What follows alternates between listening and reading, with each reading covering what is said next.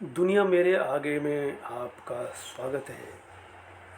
आज हम जनसत्ता की दुनिया मेरे आगे स्तंभ की कुछ शीर्षकों का विश्लेषण करेंगे। निर्णय निर्भयता की राह, अनिल त्रिवेदी द्वारा लिखा गया। दुनिया मेरे आगे सक्रियता और सेहत, संगीता सहायिका, महत्वाकांक्षा की परतें, मनीष कुमार चौधरी, और दृष्टि का दायरा, एकता कानून को बख्शी, और बदलता परिवेश, रेणुका आस्थान का। क्या है इसमें कि निर्भयता की राह में अनिल त्रिवेदी एक खास सवाल को उठाते हैं। वो सवाल है आज़ादी। आज़ादी यानी स्वाधीनता। ये आज़ादी देश की आज़ादी से नहीं, व्यक्ति की, मनुष्य की आज़ादी मात्र को लेकर के दुनिया मेरे आगे में विषय बनाते हैं। आज़ादी क्या है? आज़ाद मन, आज़ाद मन जो भयभीत न हो, निर्भय हो, वो ऐसा मन, ऐसा आज़ाद मनुष्य जो स्वाधीन हो। आज़ादी का मतलब जो स्वाधीन हो, स्वावलंबन का पूरक है। मनुष्य से इतर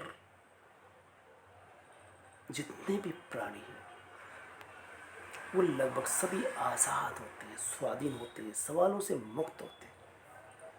ये आज़ादी के खतरे हमारे, और ये आज़ादी खतरे में क्यों कर पड़ती है? जब हम परावलंबी हो जाते हैं, जब यंत्रवत काम करने लगते हैं, और ये सब लोभ, लाचारी और भय के चलते होता है। देश जब गुलाम हुआ तो उसके पीछे भी ऐसा ही कुछ था। लेकिन लंबे समय तक जो व्यक्ति, जो समाज, जो देश गुलाम रहता है, वह एक दिन स्वाधीनता के लिए लड़ पड़ता है। इसी तरह से व्यक्ति भी, व्यक्ति का समूह जब लंबी गुलामी से मुक्ति चाहता है तब वो अपनी आज़ादी के लिए लड़ता है। आत्मविश्वास जिसमें होगा, स्वाधीन विचार होगा, वह स्वाधीन होने के लिए संघर्ष करेगा, आंदोलन करेगा, और ये सब वो अपने लिए करता है, स्वावलंबी बनने के लिए। तो ये कह सकते हैं कि आदमी का निर्भयता की राह, यानी निर्भयता की राह में स्वाधीनता निहित है। आत्मविश्वास स्वाधीन होने के लिए संघर्ष और आंदोलन करना एक जीवन का ढंग है। व्यक्ति के आचरण, नैतिकता और उसके लिए प्रयास करना, और जो खुला मन होगा, खुली सोच रखेगा, वो स्वावलंबी होगा, स्वाधीन होगा। स्वाभाविक है कि आदमी भय के खिलाफ खुला विद्रोह करता है जब वो स्वाधीन और स्वावलंबन के भाव से परिपूरित होता है। स्वाधीनता यानी स्वाभिमान, निर्भयता को हम किस तरह से परिभाषित करें? स्वाभिमान सुरक्षित वातावरण में ही मिल सकता है, सुरक्षित माहौल में ही मिल सकता है। मनुष्य ही मनुष्य को पराधीन करता है, भय का माहौल बनाता है, भय फैलाता है, और इसी भय, पराधीनता के खिलाफ एक दिन वो मनुष्य के समूह में स्वाधीनता की अलग जगाता है।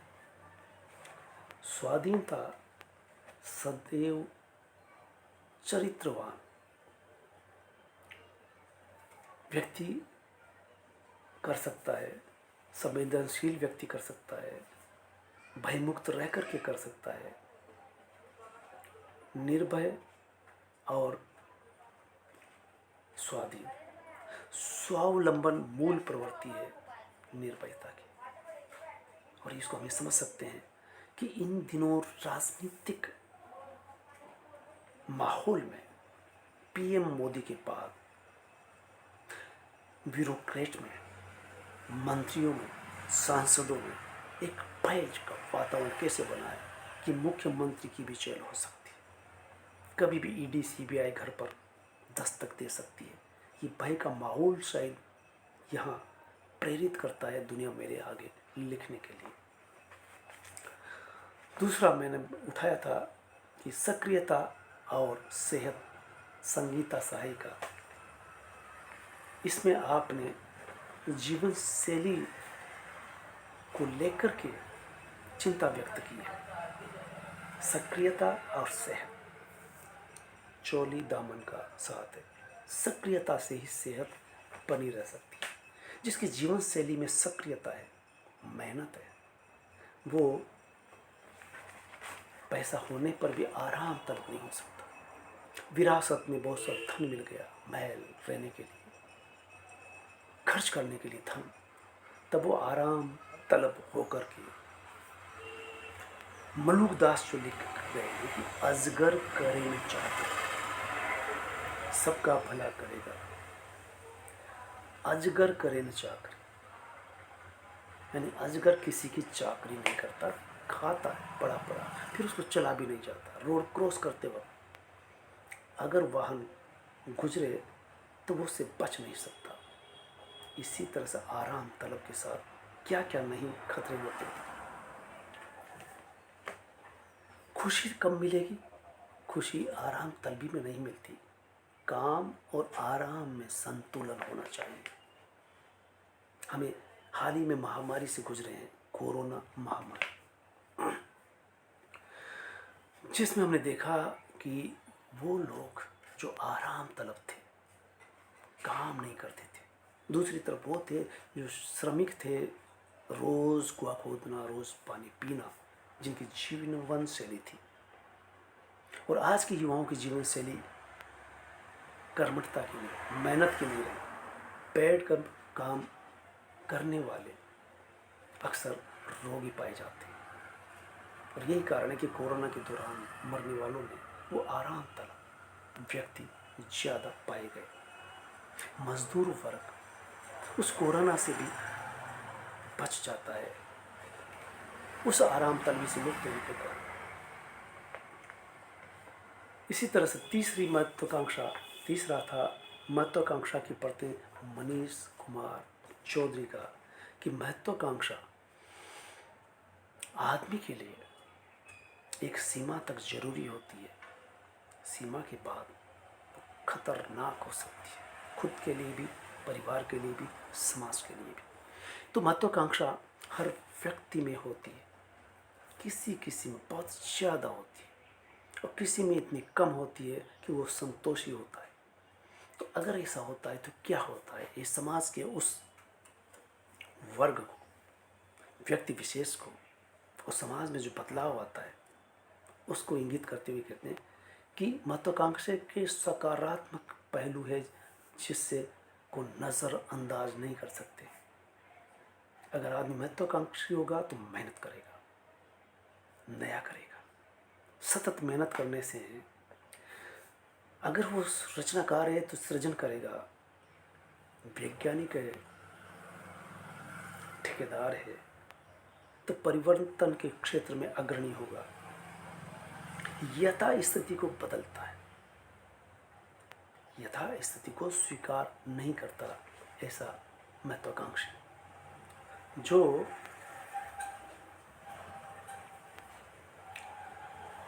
नवाचार करता है और जो चीज़ या काम वो उठा लेता है उसको पूरा करके मानता है। इससे वैज्ञानिक और कलाकार, कला भी आगे बढ़ती है। राजनीति में खास करके ऐसे व्यक्ति जो ऊपरी पायदान तक पहुँचते हैं, लेकिन आत्मसंतुष्टि अगर हो तो वो इनसे बचा रह सकता है। बेचैन महत्वाकांक्षा दिमाग के अवशेष है, यानी महत्वाकांक्षी व्यक्ति बेचैन रहेगा और ये दिमाग में पहले पनपती है, फिर वो शांत नहीं रहता, विरासत की सीमा से परे निकल जाता है, यानी विरासत में जो मिला है उससे आगे कुछ खोज करता है, नया लाता है, नवाचार करता है।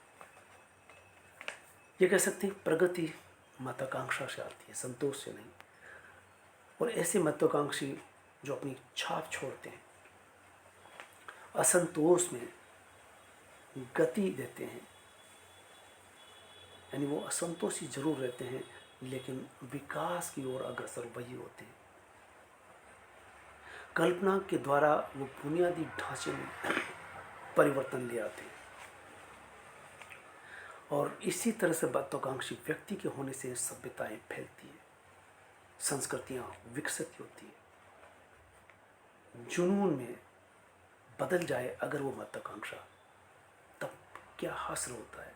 नैतिकता, सहयोग और विनम्रता खत्म होने लगती है। ऐसा महत्वाकांक्षी व्यक्ति फिर नैतिक नहीं रह जाता, वो दूसरों को सहयोग नहीं करता, विनम्र भी नहीं रह जाता। ऐसी असीमित महत्वाकांक्षा जो सेवा के लिए है, सेवा करने के लिए है, फिर वो सेवा भी नहीं कर पाता, बल्कि वो अपने आप को ऊपर उठाने का हमेशा कोशिश करता है। ऐसे में नायक अकेले होते हैं और आगे बढ़ते हैं, लेकिन लालच और सफलता की भूख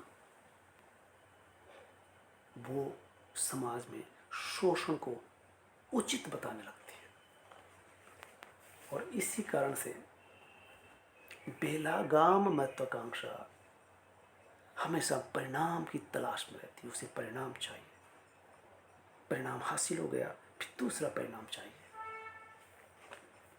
इस तरह से भीतर की क्षमता में उभार आता है, देश विकास करता है, व्यक्ति परिवार विकास करता है। लेकिन अगर वो अहंकारी हो जाता है तो कितना खतरनाक होता है इसका हम अंदाजा लगा सकते हैं। पीएम मोदी एक चश्मदीद उदाहरण है, जो अब वोट चोरी का आरोप उन पर लग चुका है। यूँ कहा जाता है कि उनका कोई मित्र सांसद उन पर विश्वास नहीं करता सिवाय अमित शाह के। ऐसा और कोई मंत्री नहीं जिस पर वो विश्वास कर ले या मंत्री उन पर विश्वास कर ले। इस दौर में आप चाहे वो महत्वाकांक्षा के कारण अहंकारग्रस्त होने से। दृष्टि का दायरा में दृष्टिकोण महत्वपूर्ण होता है। जो आसपास वह स्वयं को लेकर एक धारणा बनाता है, नकारात्मक या सकारात्मक। अगर वो नकारात्मक है, खुद को आलोचना की दृष्टि से देखता है, तो सभी उसे घूरते हैं, कमतर समझते हैं। वो सकारात्मक अगर है तो सकारात्मकता का उदाहरण अक्सर दिया जाता है, आधा गिलास पानी से भरा हो तो सकारात्मक वो होगा जो कहेगा गिलास आधा भरा हुआ है। जो नकारात्मक होगा उसी गिलास को कहेगा कि गिलास आधा भरा हुआ है। दोनों में बड़ा फर्क आ गया। एक भरा हुआ कह रहा है, एक नकारात्मकता के तहत आधा खाली देख रहा है। भरा हुआ आधा भरा हुआ कह रहा है, लेकिन वो भरा हुआ देख रहा है, खाली को नहीं देखता। तो इस तरह से सुखी जीवन संतोषी होता है। वो संतोषी जीवन क्या करता है? अधिकार कैसे महत्वपूर्ण होते हैं और एक सीमा में रहना, एक अपना दृष्टिकोण बनाना कि हम कैसा जीवन जीना चाहते हैं। हमारा जीवन भोग के लिए है, चीज़ें बटोरने के लिए है, या संतोष सादगी से दिखावे के बिना रहने में है। कि बाजार में अक्सर शीशे के पीछे जो वस्तुएं होती है वो सारी की सारी आपके लिए काम की हुई हो, ये ज़रूरी नहीं है। लेकिन लोग बाजार में आई हुई चीज़ों के पीछे जिस तरह से दौड़ते हैं,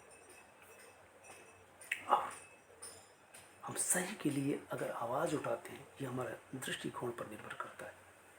सवाल पूछना और गैर जरूरी का बहिष्कार करना। अगर हमारी सोच में गैर जरूरी चीज़ों को लिए आकर्षण है तो उस पर विचार करना चाहिए और गैर जरूरी से बचना चाहिए।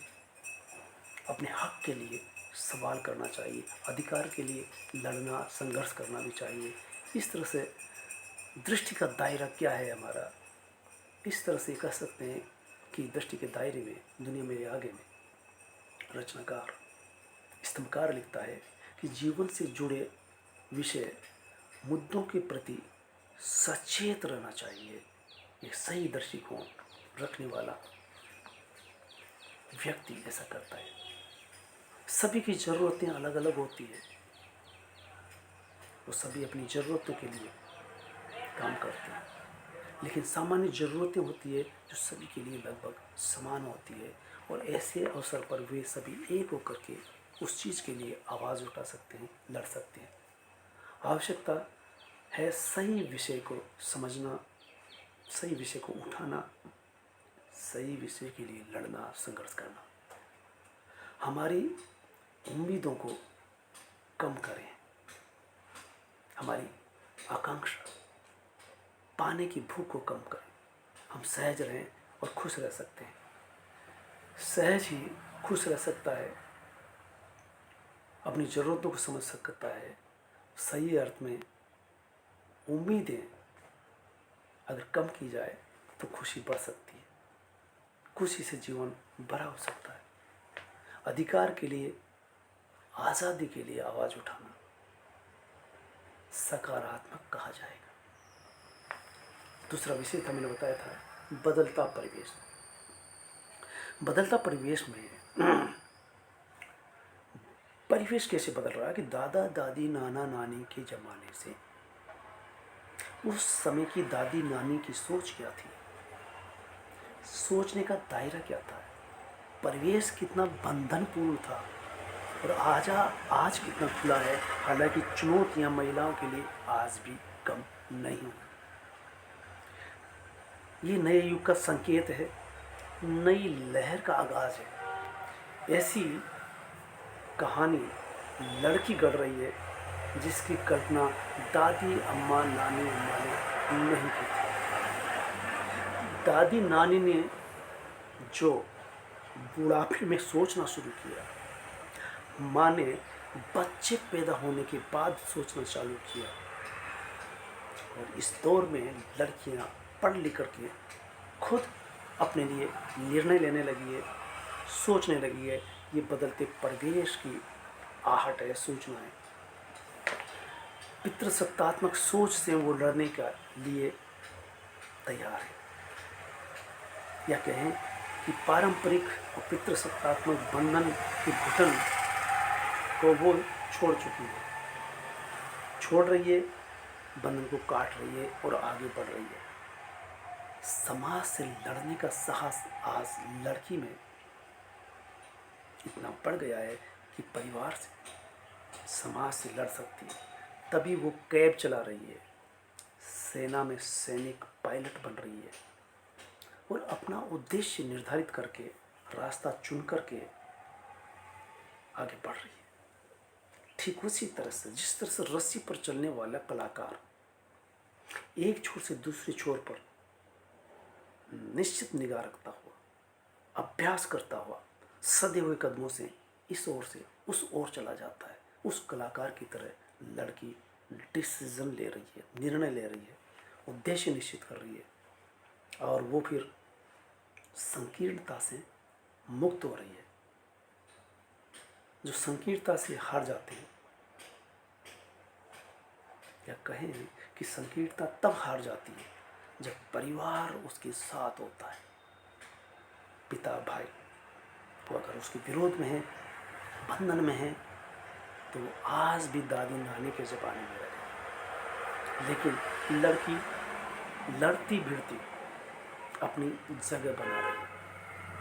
जो पहली बार दिल्ली में ऑटो ड्राइव करने लगी तो समाज ने, कुछ लोगों ने सवाल किए, बदतमीजियाँ की, लेकिन कुछ ने उसे प्रोत्साहित किया और उत्साहित किया और आशीर्वाद दिया, और एक दिन वो अच्छी टेम्पो ड्राइवर, ऑटो ड्राइवर बन जाती है।